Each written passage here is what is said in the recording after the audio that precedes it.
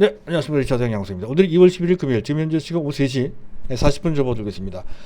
자, 결국에는 우리 증시도 미국발 악재를 이겨내지 못한 채 제법 낙폭이 됩니다. 코스피가 0.87%, 코스닥이 2% 넘게 상당히 크게 이제 낙폭을 보였다는 건데요. 역시 이제 문제는 자, 미국의 물가 문제입니다. 자, 이것과 관련돼서 며칠 전부터 계속 말씀을 드려왔었죠. 소비자 물가 지수가 시장 예상치가 7.2, 7.3 정도 됐던 건데 그보다 아주 높게 나온 것도 아닙니다. 7.5 정도 나온 것에 대해 미국 증시가 약간은 의외로 민감하게 반응을 했습니다. 그래서 장중에 성락을 했죠. 그래서 나스닥이 2% 넘게 급락을 했다는 건데 그전 이틀 연속 급반등한 그 우호적인 반등 분위기는 하루아침에 싹 날아가고 그렇게 아주 얼어붙는 그런 모습으로 돌변했다는 것이 자, 아직까지는 미국 증시가 물가나 그와 관련되어 있는 긴축에 상당한 경계를 하고 있다는 것을 알 수가 있죠. 그래서 보통 미국의 그러한 악재에 대해 이모식 마켓에 있는 우리 증시는 과거에는 그런 악재가 증폭되면서 더 크게 부정적인 영향을 받는 그런 측면이 좀 있죠. 그런 것 치고는 우리 증시가 오늘 시장의 반응이 아주 나빴던 정도까지는 아닌 것 같습니다. 일단 코스피 같은 경우에는 그 낙폭이 나름대로 제한됐죠. 나름대로 선방된 측면이 있습니다. 나스닥이 2% 넘게 하락을 했으면 웬만하면 우리 코스피 같은 경우에도 2% 넘게 2.5 정도나 뭐 그렇게 하락할 만할 텐데 그런 상황은 전혀 아니었고요. 또 수급도 그래요. 외국인들이 순매수를 했죠. 그것도 3거래일 연속 순매수를 했습니다. 그것만 해도 그래요. 진짜 나쁘다고 한다면 외국인들이 대규모로 매도를 했겠죠. 자, 그리고 환율 시장도 상대적으로 좀 안정되어 있습니다. 진짜 시장이 불안하다라고 했을 때는 원달러 환율이 오늘 같은 날 뭐 10원 이상 올라갈 수 있었던 건데 올라간 폭이 불과 2원 약간 넘는 수준 뭐 그런 정도밖에 되지 않는단 말이죠. 그래서 전반적으로 우리 시장도 그러한 미국발 긴축이라고 하는 그런 악재적 분위기에 적응을 해내가는 그런 단계로 접어든 것으로 그렇게 이제 판단이 됩니다. 물론 아직 남아있는 고비가 있죠. 금리 인상폭이 0.25%포인트가 아니라 0.5%가 된다든가 금리 인상 횟수가 연간 3, 4회가 아니라 6회 내지 7회식으로 그렇게 빈번하게 금리를 인상한다든가 이렇게 된다라고 했을 때는 또 흔들릴 수 있는 위험성은 여전히 남아 있습니다. 하지만 그런 악재가 반복되면 반복될수록 시장 참가자들은 그에 따른 내성 적응을 해내가는 그런 상황이 된다는 것인데 미국은 이미 그렇게 된 것 같고 우리 증시도 그런 단계를 접어든 것으로 보인다는 거죠. 마지막 고비 한두 고비만 넘기면 된다는 건데 지금 현재 가장 큰 고비는 역시 3월달입니다. 3월달 FOMC 때 금리를 0.5%포인트 인상할 가능성이 상당히 커지고 있는 상황인데요. 그때 0.5% 인상이 되면 아무래도 한 번 정도 흔들릴 수는 있겠죠. 하지만 그래봐야 한 달이고요. 또 그 부분도 어느 정도 예방주사를 맞고 있는 그런 상황이다 라고 했을 때 그 전까지 너무 크게 걱정할 필요가 없고 그리고 그 기간도 남아있는 기간도 불과 한 달 정도밖에 되지 않습니다. 여태까지 잘 참아왔는데 그걸 참지 못해서 매도하는 것은 바람직하지 않다. 잘못된 판단이다 이렇게 볼 수가 있겠습니다. 차트를 봤을 때 우리 종합지수 지난 2700포인트 정도는 충분히 지켜줄 것으로 판단이 됩니다. 현재 보고 계신 차트는 종합지수 일봉 차트인데요. 수평선 두 개가 그어져 있죠. 그 밑단에 있는 수평선이 2700인데요. 지난번에 그 근처까지 내려갔다가 어느 정도 반등이 나오고 있는 그런 상황인데 거의 바닥권이 짜여지고 있는 상태입니다. 근데 현재 상황이 나쁘다고 해서 여태까지 잘 참아왔던 우리가 갖고 있었던 그런 종목들을 냅다 파는 것은 결코 좋은 판단 같지는 않습니다. 여태까지 참았던 것이 아까워서라도 특히 우리 종목은 좋은 종목들로 구성이 되어 있습니다. 그런 종목들은 계속 보유할 뿐만 아니라 경우에 따라서는 그런 정보들 매수할 수 있는 그런 용단을 해야 되는 그런 상황이라는 것이죠. 또 기술주도 신기술주들에 대한 판단은 좀 달리할 필요가 있겠지만 적어도 삼성전자 이하의 네이버나 삼성바이오로직스나 이런 종목에 대해서는 최소한 그런 식의 현재 뚝심 있는 그런 자세를 갖고서 접근을 좀 하실 필요가 있다는 것을 말씀드리고자 합니다. 자, 오늘 먼저 말씀을 드릴 것은 물가 먼저 잠깐 얘기할 거고요. 그리고 LG화학 얘기할 거고, 마지막으로는 포스코 얘기를 해야 될 것 같습니다. 포스코가 현재 시점에서는 가장 적절한 종목인 것 같습니다. 인플레 방어도 되고요. 그리고 이런 약세장에 대안도 되고요.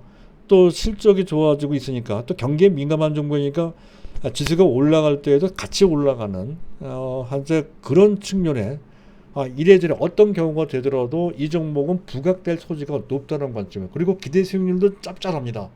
이런 상태가 오늘 약간 올라갔지만 지금 들어가더라도 한 3개월 내지 한 6개월 정도 길지 않은 그 텀 내에서 그 기간 동안 한 20% 정도 수익은 낼 수 있는 기회가 충분히 주어질 것으로, 그것도 안정적으로 말이죠.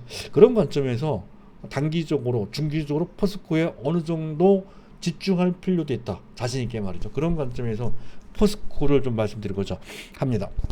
자, 일단 순서에 맞춰서 이슈부터 점검을 해야 될 건데요. 자막을 올려놓고 말씀을 드릴까 합니다. 자, 미국의 지난 1월달 CPI 7.5%, 그리고 지금 식료품과 유가, 에너지가를 제외한 핵심 물가지수는 6.6%, 40년 내 최고치가 나왔다는 거죠. 자, 이것과 관련된 물가 얘기를 좀 잠깐 하겠다는 건데, 최근에 물가가 고공행진하고 있는 것은 추세적인 현상은 아니죠. 팬데믹과 관련돼서 나타나는 매우 특수한 상황이다 하는 점 기본적인 베이스고요. 가장 문제가 됐던 것은, 가장 그 물가를 촉발했던 것은 유동성 문제입니다. 지금 미국 또 각계 세계 각계 중앙은행들이 돈을 쏟아붓고 있는 유동성을 공급하고 있으니 당연히 물가가 올라갈 수밖에 없었다는 거고, 그리고 두 번째, 하여튼 물가가 좋다는 얘기는 그만큼 경기 회복이, 경기가 나쁘지 않다는 것을 뜻하는 거죠. 경기가 나쁘면 그러면 물가가 올라가기가 어렵습니다. 그래서 그렇고요. 또 한 가지는 팬데믹을 맞이해서 현재 쇼티지 현상, 공급 차질 문제가 생겼죠. 반도체가 대표적인 케이스고, 원자재도 또한 마찬가지가 되면 그 바람에 물가가 앙등을 했다는 거죠. 매우 특수한 상황 속에서 나타난 특수한 현상이라는 것이죠. 그래서 그게 너무 크고 조금 생각보다 길게 이어지고 있으니 그것을 어느 정도 제동하겠다는 것이 긴축인데, 좀 생각보다 좀 강하게 긴축하겠다는 뜻을 미국 현재 연준 위원들이 이제 그런 뜻을 갖고 있다는 것을 우리가 알 수가 있죠. 자, 그런 상태 기준 현재 조정을 좀 받고 있는 것으로 이렇게 보시면 될 것 같습니다. 그런데 한 가지 덧붙여 말씀드릴 것은 인플레 방어주라는 개념이 최근에 부각되고 있다는 건데, 가장 대표적인 것이 금융주.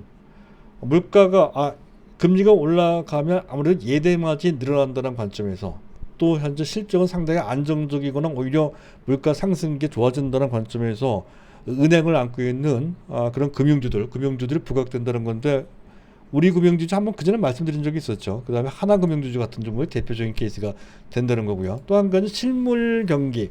아무래도 물가가 올라가면 실물을 갖고 있는 또는 실물을 다루는 분야, 즉 현재 철강이나 화학주 이런 쪽의 가치가 자산 가치도 그에 해당된다고 할 수가 있겠습니다. 그와 관련된 종목들이 부각될 수 있다라고 하는 개념이 깔려 있다는 거죠. 철강 화학이 대표적인 케이스고, 아까 얘기했던 포스코도 그 중에 하나라고 볼 수 있습니다. 가장 대표적인 종목이다 이렇게 볼 수 있겠네요. 그렇게 말씀을 드릴 수가 있는 거고요. 자, 미국 얘기를 해야 되겠습니다. 자, 미국이 사실은 물가와 관련돼서 시장 예상치보다 현재 감당하지 못할 정도로 깜짝 놀랄 만하게 물가가 더 많이 올라간 건 아닙니다. 살짝 높게 나온 것에 대해서 미국 증시 예민하게 반응한 것은 바로 이 사람의 말 때문에 그런 것 같습니다. 제임스 블러드라고요. 벌써 한 10년 정도 된 것 같습니다. 미국 세인트루이스 연준 총재입니다. 이 사람의 발언권이 상당히 센 영향력이 있는 오피니언 리더입니다. 근데 한 1년 전만 하더라도, 불과 몇 개월 전만 하더라도 이 사람은 원래부터 그랬듯이 강성 매파가 아니고 빌기파, 아주 강력하게 완화책을 선호했던 주인공입니다. 현재 그 순서로 따지면 서열 1, 2위를 다툴 정도로까지 아주 강성 비둘기파적인 입장을 내세웠던 이 사람이 오히려 그 반대로 지금은 강성 매파로 돌변해서 시장을 압박하고 있다는 거죠. 그래서 더욱더 미국 증시가 그 사람 말에 민감하게 반응하는 것 같습니다. 자, 이 사람이 어떤 말을 했냐면 7월 달까지 100 베이스 포인트라면 1% 포인트입니다. 1% 포인트면 크죠. 갑작스럽게 지금 제로 수준에 있는 미국의 금리가 1%가 된다는 거니까 거의 수직 상승하는 것이나 마찬가지입니다. 그런 식으로 인상을 해야 된다는 식으로 언급을 했다는 거죠. 그런 정도라면 3월 달에 FOMC가 열릴 때 0.25가 아니라 0.5% 포인트 갑자기 큰 폭으로 인상하는 정도에 그치지 않고 속게되는 4월달, 5월달, 5월달에 6월달인가요? 그때 금리 인상을 할 때 7월달 또 있고요. 적어도 두 번 0.25%포인트 또 인상을 한다는 거죠. 굉장히 가파르게 인상을 하는 현재 그런 상황이 되게 됩니다. 그러니 미국 증시가 화들짝 놀랄 수밖에 없었다는 건데 사실 이 얘기가 없었던 얘기는 아니죠. 다만 그 강성 고강도 긴축의 얘기를 이 사람이 얘기를 했기 때문에 미국 증시가 좀 민감하게 반응을 했을 뿐이라는 건데 결국 그것도 이미 알고 있었던 것이다 하는 관점에서 본다면 당장 내일부터도 오늘 저녁부터도 미국 증시 곧바로 안정이 취해질 가능성이 높다 그렇게 판단이 됩니다. 자, 여기까지고요. 자, 시장을 점검해 보도록 하죠. 그에 또 민감하게 반응했던 것은 미국 증시도 증시지만 채권 시장입니다. 채권이 미국 10년물 국채금리가 지금 마지노선이라고 했던 2%를 넘어섰습니다. 좀 불안하게 움직였죠. 근데 만약에 그 상태에서 환율까지 이상 움직임을 했다고 한다면, 즉 달러 인덱스에 급등을 했다고 한다면 문제가 되는데 달러 인덱스는 55.9로서 그전 고점 96.6 정도 됩니다. 그것보다 더 올라가지는 못했죠. 약간 올라가는 정도. 그리고 원달러 환율도 1199원, 1199원에 약간 내려왔네요. 1198원 정도입니다. 상황이 안 좋으면 우리나라 원달러 환율 같은 게 오늘 같은 날 10원 이상 올라가 한 1205원이나 1210원 뭐 그런 정도까지 됐을 겁니다. 근데 오늘 원달러 환율의 상승폭은 불과 2원 정도밖에 되지 않는다는 거죠. 상대적으로 현재 외환 시장이 안정돼 있다는 측면에서도 우리 시장의 불안한 정도는 그렇게까지 크지 않다는 것을 알 수가 있습니다. 자, 주변 증시 잠깐 보도록 하죠. 현재 나스닥 선물이 안 좋았던 것이 오늘 우리 증시에 부정적인 영향을 미친 측면이 있고요. 일본 증시는 그래도 반등이 나왔다는 거죠. 그리고 수급에서 확실한 긍정적인 요소 면이 보이죠. 오늘 같은 날 진짜 나쁜 장세라고 한다면 이러한 악재에 가장 민감하고 상당히 강도 높게 대처하는 주체가 외국인인데 최근 3거래일 연속해서 외국인들이 순매수하고 있다는 것에서 그 일단은 우리가 찾아볼 수 있다는 것이죠. 테이블을 한번 보도록 하면 오늘 외국인들이 3,750억 순매수였습니다. 기관들은 매도했는데요. 그 대부분을 금융투자만 오직 단타, 민첩하게 행동하는 잽싸게 행동하는 금융투자만 유독 많이 매도를 했고 그들이 매도했다는 것은 추세성을 의미하는 것은 전혀 아니죠. 내일 당장, 다음 주에 당장 그들의 스탠스가 또다시 바뀔 소지가 상당히 높습니다. 그런 관점에서 뭐 특별히 문제가 있다든가 하는 것은 전혀 아닙니다. 자, 그리고요. 다만 코스닥은 쌍끌이로 순매도를 했습니다. 이제 외국인도 기관도 워낙 코스닥은 현재 성장주의고 또 인기주의고 일종의 밈주라고 하는 그런 개념이 섞여 있기 때문에 전반적인 외부 환경이나 또는 악재에 상당히 민감하게 변동성이 심하죠. 그런 것의 일환으로 많이 빠졌을 뿐이고 전반적인 추세는 코스닥에서 나온다는 관점에서 봤을 때 현재 상황은 최악의 상황은 아니다. 이렇게 이제 볼 수가 있겠습니다. 자, 그리고 쭉 보도록 하죠. 자, 그리고 또 한 가지 봐야 되는 것은 오른쪽 상단에 있는 차트가 삼성전자에 대한 외국인의 수급을 막대 그래프로 그린 그래프인데요. 상황이 안 좋은데도 불구하고 외국인들은 오늘까지 삼성전자를 6거래일 연속 순매수하고 있다 하는 건데 물량을 계속 모은다는 개념의 매집의 행태를 갖고 있다는 거죠. 지금 당장보다는 FOMC 3월달 FOMC 끝나고 난 다음 또는 그 하반기까지를 노리고 삼성전자의 물량을 꾸준하게 계속 채워놓고 있다는 개념으로 봤을 때 삼성전자의 금년 상반기보다는 하반기입니다. 하반기의 전망이 상당히 긍정적이다 하는 것을 유추해 볼 수 있다 하는 것이죠. 따라서 그와 연관돼서 움직이는 반도체 장비 업체 세 가지 정도의 말씀을 드리고 있죠.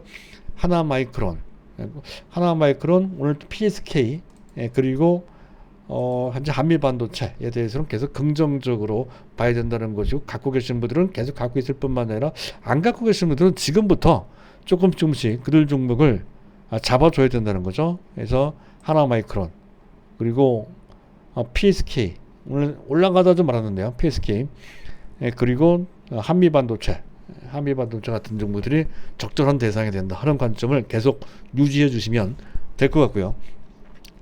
자, 그리고 베이시스 잠깐 보도록 하죠. 베이시스는 안 좋아요. 베이시스는 마이너스 0.6인데 현재 상장된 시총 2위 LGES가 코스피 200 지수에 편입이 안 되고 있죠. 그게 올라가야 코스피 200 지수 더 올라갈 텐데, 그거보다 현재 선물 지수가 현재 더 낮은 상태입니다. 그걸 감안한다면 아마 베이시스가 마이너스 1 이상 벌어진 것으로 예상입니다. 단기적으로 긴축과 관련된 부담이 선물 지수에 영향을 준 것으로 판단해야 되는데, 그만큼 단기적으로는 만만치 않다. 다만 추세적으로 앞서 얘기했던 것처럼 아주 위험한 상태는 아니고 이미 상당 부분 지나간 그런 상태다 하는 것을 우리가 알 수가 있겠습니다. 자, 여기까지이고요. 기존 포트폴리오 점검은 그전에 계속 말씀드렸던 그런 내용으로 가름하도록 하겠습니다. 반도체, 2차전지, 신기술주는 위메드 때문에 급락을 했습니다만은 웬만큼 반영된 것으로 판단이 되고요. 또 코인, 즉 비트코인이나 또는 기타 위믹스 등의 암호화폐와 관련돼서의 전망은 현재 블록체인 사업을 신규 사업으로 또 집중 밀겠다는 뜻을 밝힌 컴투스 홀딩스가 급등을 했죠.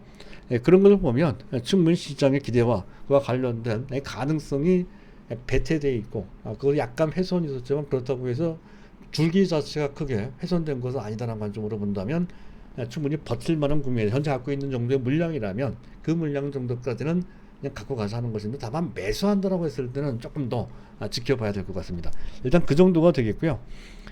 자, 다음은 이제 LG화학, 어제 또 말씀드렸는데 어제는 제법 올라갔다가 오늘 약간 이제 조정을 좀 받는 그런 모습인데, 한 가지 특별할 만한 것은 오늘 아침인가요? 여천에 있는 하나솔루션의 NCC 나프타 분해 시설입니다. 폭발이 있었다고, 화재가 있었다고 하죠. 반사이익을 받는다는 관점에서 같은 NCC 업체인 대한유화나 롯데케미칼은 반사이익 차원에서 탄력이 나왔는데, 똑같은 NCC 시설을 갖고 있는 오히려 더 크다고 할 수 있는 LG화학은 오히려 빠졌습니다. 지금 일단 수급 때문에 그런 것 같습니다. 사실 그와 관련된 호재는 좀 상호적으로 반영될 소지가 좀 있겠죠. 그런 관점에서 오히려 기회가 된다는 것을 한 가지 더 말씀을 드리고요. LG화학과 관련돼서 일단 그 자막을 올려놓고 보도록 하겠습니다. 실적과 관련돼서는 말씀드렸고요. 한 가지 좀 빼먹은 것은 2분기 때부터 이제 정상화된다는 건데, 그것 말고도 지금 LG 에너지 솔루션 지분 구주를 IPO를 하면서 일부 매각한 게 있습니다. 그와 관련돼서 현금 유입분이 약 2조 5천억 정도 들어왔다는 건데, 그와 관련된 신규 사업 추진할 수 있는 미청으로 작용될 수 있다는 것이죠. 그것도 긍정적이고요. 또 한 가지 중요한 게 있습니다. 그동안은 LGES의 경쟁력을 향상시키기 위해 상당 부분의 신규 투자를 LGES에 집중한 바 있습니다. 지금 LGES가 떨어져 나갔기 때문에 그와 관련된 부담을 근본적으로 덜게 됐다는 거죠. 그리고 가장 중요한 것은 2차전지 소재 분야인데, 그와 관련해서 2차전지 소재 분야는 완제품으로 현재 흡수되기 때문에 소재 자체의 매출과 그와 관련된 수익성은 현재 장부에 반영이 되지 못했었죠. 그런 계획은 없었습니다. 이제는 별도의 회사가, 물론 자회사 형태이지만 별도의 회사가 됐기 때문에 그와 관련된 매출이 집계가 되고 그 수익성이 현재 재무제표에 반영이 된다는 거죠. 그래서 그리고 확실한 자기 2차 전지 소재에 관련된 확실한 내재적 시장, 이걸 캡티브 마켓이라고 합니다. 확실한 세계 최고의 캡티브 마켓을 갖게 됐다는 거죠. 그와 관련된 상당한 매출과 수익성을 보장받게 된 상대가 됐다는 것도 현재 LG화학한테는 상당히 중요한 메리트라고 할 수가 있습니다. 근데 이런 메리트가 전혀 LG화학한테 LG화학한테 지금 반영이 안 된 채 오히려 억울한 주가를 만들고 있다는 건데, 잠깐 리뷰를 하자면 LG화학 시장까지 다시 보기도 하는 거죠. 기존 석유화학업체 15조 내지 25조인데 평균 잡아 20조 원 정도 보면 되고요. 2차 전지 소재 5조 이상 됩니다. 좋게 보는 데는 거의 10조까지 보는데 우리는 한 5조 정도만 보고, 그 첨단 소재도 있거든요. 반도체 특히 LCD 소재가 있습니다. 그 부분도 1조 내지 2조 원 정도. 그리고 생명과학도 재미근로 등의 아주 유력한 베스트셀러도 있죠. 그 신약 개발 능력도 있고 파이프라인에 대한 지금 잠재력도 있습니다. 그와 관련돼서 최소한 1조 이상 되는데 어쨌든 1조 정도 보고 했을 때 전체 기존 사업에 대한 가치는 약 28조 원인데다가 LGES 지분가치 81.8% 갖고 있는 것, 원래 시장 가치는 90조 원 정도 디스카운트 50%를 해서 45조를 계산하자라고 했을 때 그 정도의 계산이면 충분히 합리적이다 이렇게 판단된다는 거죠. 그랬을 때 원래 평가받아야 될 시장 가치는 73조 정도 돼야 되는데 조금 약간 빠졌기 때문에 현재 시총은 44조 원 정도 되는 것 같습니다. 원래 73조 시장이 돼야 되는데 44조 정도의 대우밖에 받지 못하는 상황이란 말이죠. 더군다나 실적이 말이죠. 금년 1분기 때 조금 저조할 수 있겠으나 2분기 때부터는 제품 스프레드가 좋아진다고 말씀드렸었죠. 특히 NCC 가격이 NCC 가격, 나프타죠. 나프타 가격이 많이 올라가서 그 스프레드, 즉 마진이 많이 축소되어 있었습니다만 2분기 때부터는 제품가로 전가되면서 그 마진이 다시 정상화된다는 그런 개념이란 말이죠. 에틸렌, 프로필렌, 부타디엔 같은 그런, 그 다음에 LDP나 PP, 기타 등등 모든 석유학 제품의 판매가가 인상된다, 상승한다, 이런 개념에서 향후 전망할 수 있다는 것이죠. 그래서 현재 LG화학의 실적도 롯데케미칼도 마찬가지지만 자기 본업 석유화학 쪽에서 상당히 좋아질 것이다 하는 관점에서 본다면 현재 주가는 너무 쌉니다. 억울할 정도로 말이죠. 뭔가 마가 좀 씌웠죠. 미운 털이 좀 바뀌어서 뭔가 좀 이상한 LGES와 관련돼서 뭔가 한채 좀 꼬인 듯한 그런 상황 때문에 주가만 드립다 많이 빠진 케이스라고 이제 볼 수가 있겠습니다. 그런데 그때가 기회라는 것이죠. 그런 관점으로 LG화학을 보시면 될 것 같고요. 경기 방어주가 아니라 인플레 방어주가 될 수 있다는 거. 경기 민감주라서 실제 경기가 회복되고 그에 따라 지수가 회복될 때 그 흐름을 같이 할 수 있는 대상이 된다 하는 상황인데, 근데 마가 좀 껴 있습니다. 뭔가 수급이 꼬인 측면, 뭔가 부정적인 이미지가 좀 들어가 있는 측면 때문에 주가가 좀 못 가는 게 좀 있어서 약간 무겁습니다. 그럴 바에는 포스코가 낫다 하는 관점이고요. 그래서 LG화학도 LG화학이 갖고 계신 분은 갖고 있고 사실 분도 사시는데 포스코가 조금 더 낫지 않을까 하는 판단이 들어서 포스코까지 같이 이제 말씀드릴 겁니다. 약세장에 지금 같은 장세에 확실한 대안이 된다는 그런 관점인데요. 실적을 잠깐 보도록 하죠. 지난 4분기 실적을 보게 되면 나쁘지 않습니다. 매출 21조 3천, 영업이익이 2조 4천, 연결 기준입니다. 근데 작년 동기 대비 무려 3배 이상 올라왔 235%인데 문제는 전분기 대비, 지난 3분기 대비 영업이익 규모가 줄었습니다. 그리고 그 전망, 금년 1분기 전망을 보게 되면 지금 매출도 약간 줄고요. 19조 8천원, 영업이익도 2조 4천억 정도가 아니라 1조 7천억 정도로 꽤 많이 줍니다. 꽤 많이 줄어요. 그리고 금년 2022년도 전체 실적 전망으로 보더라도 매출은 79조 4천, 작년 대비 약 4% 약간 늘어나는 정도. 근데 영업이익은 약간 줍니다. 8조 5천억 정도로 예상되는 그런 상황이라는 건데, 금년 9조 3천억 정도에 비해서 약 7.7%, 7.6% 정도 떨어질 것이다. 이렇게 이제 보고 있단 말이에요. 바로 그 이유 때문에 포스코가 한동안 주가가 좀 많이 밀려 내려왔죠. 지난 4분기 때 아니죠. 작년 2분기 때 이후에 41만원 찍고 계속 내려가서 한때 25만원까지 반토막까지는 아니지만 고점 대비 근 40% 조정을 받게 된 배경이 됐던 것이 실적 전망과 관련된 우려 때문에 그랬던 것이다 하는 건데, 그 부분이 해소되고 있다는 거예요. 왜 그런지, 먼저 왜 그 실적이 현재 둔화되고 있는지에 대한 이유부터 살펴볼 필요가 좀 있겠어서 먼저 좀 말씀을 드리고자 합니다. 일단 그 사이에 작년 2분기 이후에 연료탄 또는 철광석의 가격, 철의 원료라고 할 수 있는 철광석 같은 경우 한때 조정을 좀 받았지만 다시 또 올라가는 그런 상황이 됐다는 거죠. 아직도 반등세입니다. 연료탄도 마찬가지고요. 그에 따라서 그 애들은 제품 스프레이도 좀 마진이 축소되는 될 것이 우려된다는 것이고, 그것이 금년 상반기까지 부정적인 영향을 미칠 소지가 높다, 이런 관점이었고요. 그리고 중국 경기도 최근에 약간 둔화된, 특히 철강 같은 경우에는 중국 경기에 굉장히 민감하거든요. 우리나라 수출의 대부분은 중국으로 수출이 됩니다. 그래서 그와 관련돼서 경기가 좀 둔화된 측면도 좀 있다 하는 거고요. 그리고 작년 4분기 때인가요? 화물연대 파업이 좀 있어가지고 그와 관련된 공급 차질이 좀, 생산 차질이 좀 있었습니다. 그와 관련돼서 실적이 둔화된 측면도 있다는 건데, 이와 관련된 변수는 아직은 남아있는 상태다 하는 것이죠. 그런데 이와 관련돼서 한 포인트가 뭔가 상황이 조금 긍정적으로 재평가되고 있다는 거죠. 일단 이 포스코는 경기 회복주, 경기 민감주이죠. 앞에서 얘기했던 것처럼 그 업황이 정상화됨에 따라서 영업 환경이 좋아진다는 개념에 현재 리오프닝, 다른 종목들은 아직은 비전 단계인데 현재 지금 이 포스코는 실현 단계란 말이에요. 리오프닝 종목이다 하는 거고, 그리고 탁월한 원가 경쟁력을 갖고 있다는 거죠. 깜짝 놀랄 만한 것이 이 포스코 같은 세계적인 철강과 관련된 굴뚝 산업주가 그 대형 제조업체 영업이익률이 작년 한 해 12%가 나왔다는 것이죠. 한 7%만 넘어도 상당히 작은 것이라는 건데, 그것은 훨씬 더 높은, 그것은 제품 경쟁력이 그만큼 뛰어나다는 것, 원가 경쟁력이 뛰어나다는 것을 의미한다는 것이죠. 이러한 정도의 경쟁력은 계속 유지될 세계 최고의 경쟁력이라고 하는 것이고요.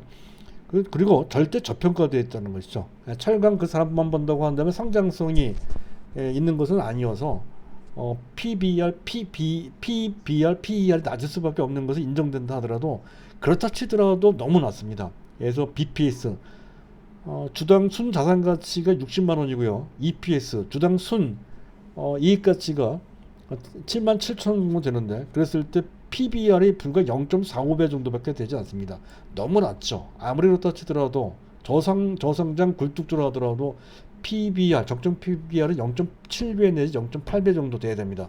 그리고 PER은 더 낮죠. 아무리 저성장 굴뚝산업이라 하더라도 적정 PER은 한 10배 정도, 그 정도 돼야 됩니다. 그런데 불과 3.9배밖에 되지 않는다는 거죠. 그래서 이런 절대 저평가라는 것도 그렇고, 그리고 지금과 같이 성장주들이 긴축과 관련돼서 움직이지 못할 때 항상 이렇게 실적이 뒷받침이 되는 저평가 종목들이 부각되는 그런 분위기가 만들어지는 데 있어서도 현재 이 포스코가 들어간다는 것이고, 그리고 또 한 가지는 내년 철근 등 각종 주요 철강 제품 가격이 올라갈 수 있는 환경이 만들어지고 있다는 것이죠. 이것은 업계의 여러 가지 조건이 부합이 되게 가능합니다. 정부에서도 어느 정도 그것을 인정을 해줘야, 또 중국 경기도 해당이 돼요. 그런 것이 맞아 떨어지고 있다는 것이죠. 여태까지 그것이 묶여져 있었기 때문에 원자력가 인상을 현재 인상하는 것이 오히려 부담이 됐던 건데, 지금은 그에 맞춰서 인상됨에 따라서 정상 그 마진이 정상화된다는 개념이 있고요.